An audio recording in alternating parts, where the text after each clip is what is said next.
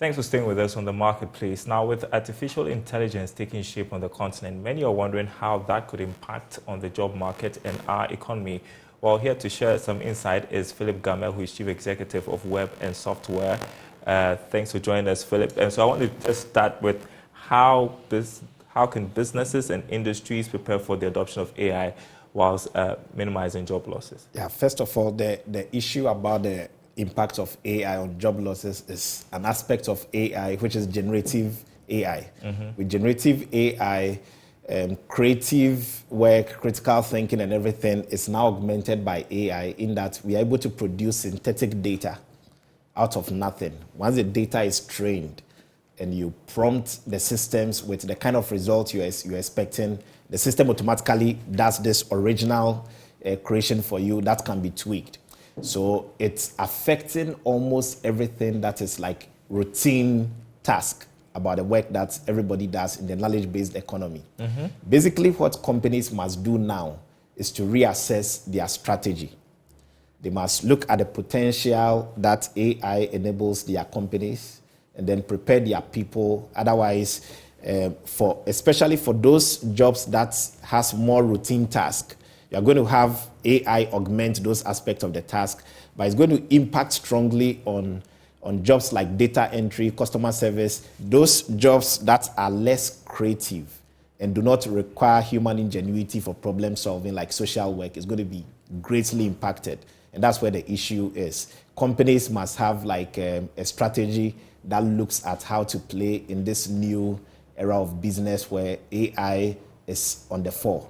I mean, there's been a lot of talk about job losses, and there's so much fear amongst employees, wondering what's going to happen next once countries adopt AI. But there's not just losses, right? The opportunities with the emergence of AI. Absolutely.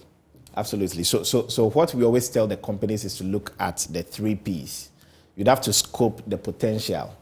What AI enables you to do that otherwise, because of a huge investment in talent, it would be so difficult to acquire talent for those things. And then once you do it, you need to look at your people. You basically have to look at AI as an alternative to running your workforce, in that you build human-centered solutions that are AI-powered, because we do not see a significant threshold where AI poses a threat if the people are prepared and trained to use AI as a business enabler. But when these are not done, and then the 3rd P is the processes. Companies must start putting in the guardrails, the ethical guardrails and programs to make sure that copyright are not infringed upon, because AI can hallucinate when given the space. So like there's a lot of work. I see a lot of creativity around how HR and companies are going to engineer their workforce around the new development. And this presents an exciting opportunity for everybody. There are going to be prompt engineering trainings go on, and workers must adopt a more scientific and curious approach to their work if they are going to remain relevant in the next 5 years. Then you, the individual, just like the company, would require a clear and compelling strategy to remain relevant. Otherwise, you cannot play in this space where AI is doing almost everything. Interesting you say AI can hallucinate. Well, let's talk about at what point you talk about threshold where AI becomes a threat to job security. It's going to be at varying degrees and at different times. For example, and it's going to be really gradual.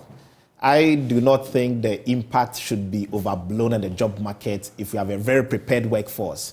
Basically, what this would mean is that the companies must do skill gap audits and find out where their human capacity lacks in terms of critical thinking, creativity, problem solving, emotional intelligence. If you try prompting any AI, they tell you they don't have any emotions. So workers must prepare for the new wave of job opportunities that is coming up. You can take the example of what happened with Moderna. You had vaccine companies typically taking a decade, 10 years, to have their clinical trials approved as being safe on humans. But during the COVID, you had in barely 44 days, genome sequences released by Chinese doctors on 11th January. By 24th February, the first trials were ready because Moderna, an AI company, had developed vaccines, a company that is run by a software engineer. So this is impacting everything.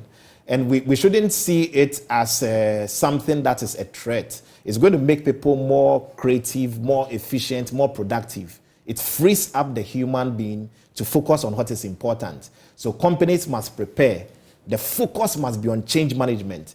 What can we do to make sure that multimedia or the company I'm working in remains relevant in the next 5 years? And that will, take a whole overhaul of strategy. So the workforce is going to become increasingly automated, and that means that workers have to upskill to stay relevant. Absolutely. So what can they do? I mean, how do they go about it? When the skill audit is done, the first area I see a lot of learning going on is around big data, and then they have to understand also about machine learning.